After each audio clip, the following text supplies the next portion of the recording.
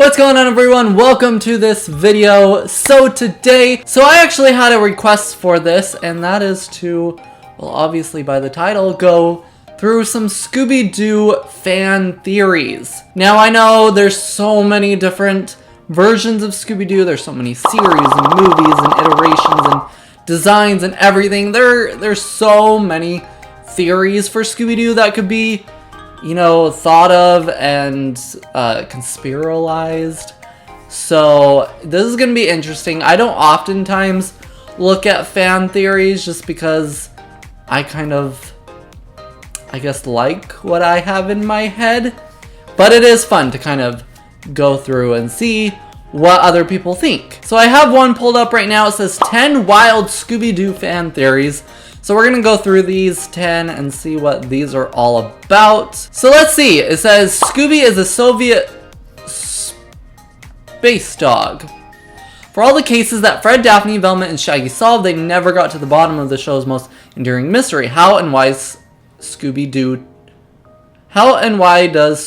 talk? Some fans think he can't really speak, that is just something his buddy Shaggy imagines while he's high. Yeah, I've thought of that one. Now, okay, here's the thing.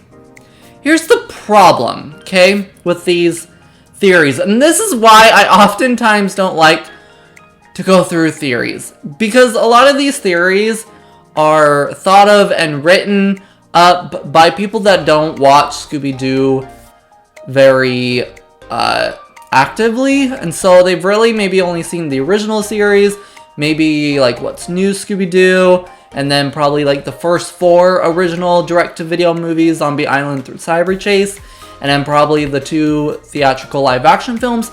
So they don't know a whole lot of Scooby-Doo lore because they don't keep up with it, and so like here, we know why Scooby talks. He is an Anunnaki. We learned this in Scooby-Doo Mystery Incorporated. He is a descendant of the Anunnaki, and so a space being, so I mean they're not far off with this, but a space being has kind of taken his body as a form, and that's how he can talk. So let's keep going. But one Redditor has much more complicated and compelling theory based on the show's 1960s setting. At that time, America and the USSR were locked into the so-called space race, competing to see who could claim the first achievements in spaceflight. The Russians famously shot Yuri Gagarin into the stratosphere in 1961, but he wasn't the first Soviet in space. Canine cosmonauts like Laika beat him by several years, and if the USSR was willing to put a dog in a rocket, who's to say they didn't experiment on him first? According to this fan theory, Scooby is a runaway from the Soviets' classified space dog program, designed to breed pups capable of operating satellites and understanding... Okay, come on, scroller. Radio commands. Scooby was the best of the bunch, the rare test subject who could understand and imitate human speech. Naturally, one of the scientists got attached and defected with Scooby to the USA. When the scientist died, Scooby found a new family with a group of friendly teenagers, but the CIA never stopped searching for this Soviet wonder pup, which is why Mystery Inc. is constantly traveling by van, and why the original show is called Scooby-Doo, Where Are You? Okay. That was interesting. I feel like I have more questions than I got any answers out of that one. Why would Scooby be talking? I mean, yeah, it said they did experiments and whatever, but like, what kind of experiments would make a dog talk? I don't know. I don't know how to feel about that one. I was intrigued and then it lost me at the end. Okay, let's look at the second one. The show takes place during an economic depression. A classic Scooby-Doo mystery might take place at a theme park, museum, or mine, so long as it's grimy and deserted. That's a weird coincidence when you think about it. Why are all these places so run down? Well, that tends to happen when you're weathering a financial collapse, and many clues indicate that's just what's happening in the world of Scooby-Doo. See, this is another one I have heard of, and at least with the original series, I agree to a point. So let's keep going first. The towns he and his friends visit never seem to be doing well. No one has any money, not the many scientists posing as monsters for cash, not the operators of every haunted attraction the gang investigates, and certainly not Shaggy and Scooby, who gorge on dog treats and lose their minds whenever they so much as smell a burger. Okay, this one I think is very interesting, and I actually like the idea of this, and that the original series takes place during this kind of, you know, like, economical rundown. You know, the earth is falling apart, I guess you could say, but in just a very big depression stage, and so the gang are constantly traveling, trying to find somewhere that they can kind of just settle, more or less, you know, where there's not creepers and everything else that they run into. And so, but everywhere they go, there's obviously some person posing as some monster or whatever, because, you know, they're trying to make money to live the rest that they can, because everything is so run down. There's very few resources and whatever. The only thing that kind of ruins this theory, though, is in Decoy for Dognapper. They're, like, obviously in a very, like, that city that they're in within Decoy for Dognapper is, like, obviously a running and well-built city. So, and then you get into the Scooby-Doo show, and it kind of ruins the theory, too, because they go traveling around the world, and there's all these places that are doing fine. There's just some creeper doing something, you know, so. Okay, number 3, Mystery Inc. is actually a cult. Okay, let's see what this has to say. Let's break down the core members of the gang. You have Fred, the handsome and friendly frontman of the group. Then there's Daphne, the fashionable and pretty one, who mostly follows Fred around. Velma has the brains, and Shaggy has full-blown conversations with a dog. When you really think about it, doesn't this all sound a bit like a cult? Fred would obviously be the cult leader who recruits groupies like Daphne to obey his every command. Velma's intelligence makes her a useful addition, and she could also be seeking acceptance from the cool kids. As for Shaggy, well, men who claim dogs can talk to them have a famously disturbing history. Much like cult members. Okay, this one's a for me. But, so, this one, again, it's because I've seen almost every Scooby-Doo out there, so I know the Scooby-Doo lore and history. And we see the gang members, you know, break apart. We see them kind of going at each other here and there and questioning why they are a group and whatever. So this one doesn't really fall into place for me. And I know most of these theories are being based on just the original series, but still, this one, no thank you. Okay, number 4. This says they're all draft dodgers, which I've heard this one before too. Scooby-Doo Are You premiered in 1969. Also happening that year, the Vietnam War. As able-bodied men, seemingly over 18, Fred and Shaggy would both be eligible for the draft, which begs the obvious question, is Mr. Inc. just a bunch of draft dodgers? The boys could be driving that van straight to Canada to avoid deployment, along with Fred's fiancée, Daphne, and their anti-war activist friend, Velma. Scooby's stance on the war remains unclear, but he's along for the ride. So I have heard this one, and honestly, I'm kind of 50-50 with this idea. I think it's a really interesting and cool idea. I just feel like they're solving mysteries and kind of helping out communities and whatever. And so I'm like, in a way, they're kind of doing, I wouldn't say war work necessarily, but like that sort of like giving back, kind of helping out, you know, more or less. And so I part of me is just like, I don't know. Again, I'm 50-50 with this one. Okay, number 5, we're halfway there. Scooby snacks alter your genes. Oh. Okay, then. What does this mean? What if Scooby's preferred tree is really a steroid capable of editing genetic code? It would explain why Scooby and other members of his canine family, like Scrappy-Doo and Scooby-Dum, can talk, as well as their ability to perform completely ridiculous stunts. Also, if Scrappy-Doo is on steroids, it would explain why he's always trying to fight. But what about its effects on humans? As far as we know, Shaggy is the only person who eats Scooby snacks, and he seems to have a freakishly high metabolism, considering the mile-high sandwiches he eats and his super skinny frame.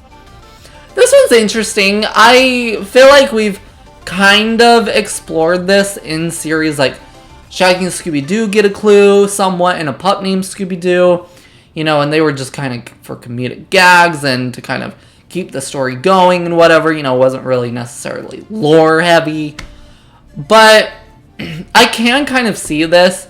I could see that being why they talk, and I honestly could see that being too why Scrappy-Doo is always like, let me at him, let me, you know? So I could see this one. This one I'm not totally like iffy about. I could see this one. Number 6, Fred drives the Mystery Machine because the real owner's too high.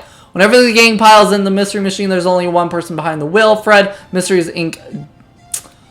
Leader, is constantly driving his friends from one haunted house to the next, which would imply that the Mystery Machine is his car. But why would a clean-shaven, preppy kid like Fred own a lime green van with flowers plastered over the doors? That car obviously belongs to a hippie. In this group, that's Shaggy. Okay. So this one's just basically saying he's high, and so that's why Fred has to drive it. And I'm already over this one. I don't like that. I don't like those. Alright, number 7. Shaggy is Captain America's son. Huh? This theory starts with a small coincidence, like the fact that Norville, Shaggy Rogers, and Steve Rogers share the last name. Whoa. Then it builds to something bigger when you factor in a detail from Captain America the Winter Soldier.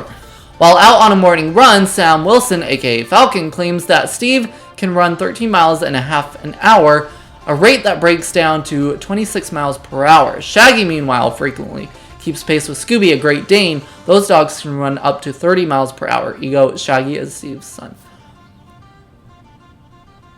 Interesting. This one is really interesting. I'm not against this one. I just have questions about this one. You know, another thing... Well, okay. What I thought this was going was that, you know, Steve Rogers started out as a really skinny dude, and then he got whatever happened in Captain America. I'm not all that into my Marvel. And then he became his big buff ab person dude.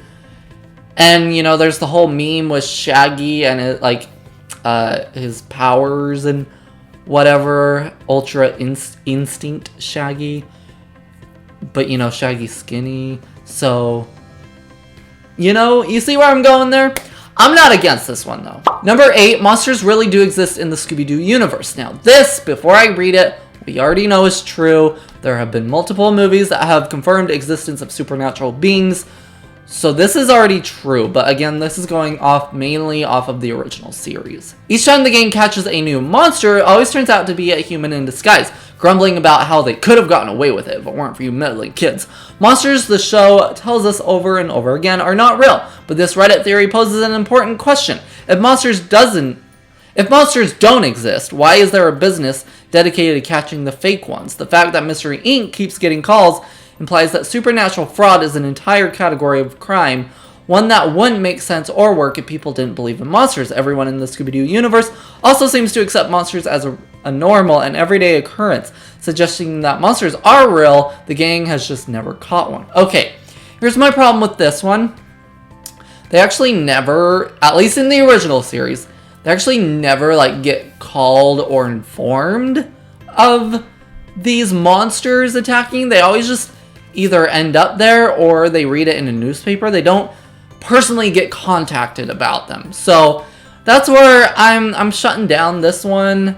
I mean, I like that they are kind of bringing up, yes, that monsters do exist, supernatural beings exist in the Scooby-Doo universe within Scooby-Doo Where Are You? And I agree to an extent, just not this way. Okay, number 9, it says Shaggy and Scooby are actors. When danger calls, Shaggy and Scooby tend to run the other way, but if the group's most cowardly members were actually actors pretending to be scared of ghosts, monsters, and other paranormal entities, According to this fan theory, Shaggy and Scooby are faking their over-the-top fear in order to draw the monsters out. By posing as easy targets, they know they'll get spooked first and thus make it easier for Mr. Ink to trap the ghost, which pirate. That's why Fred always pairs Shaggy and Scooby when they split up to investigate. And it's why, after many years of investigating the supernatural, the two of them still don't seem remotely used to it. Okay, here's my problem with this, is that oftentimes Shaggy and Scooby kind of mess up a trap, and then obviously they end up fixing it in some way or form, but that's why I'm having a problem with this one, is that Shaggy and Scooby kind of almost always ruin the trap.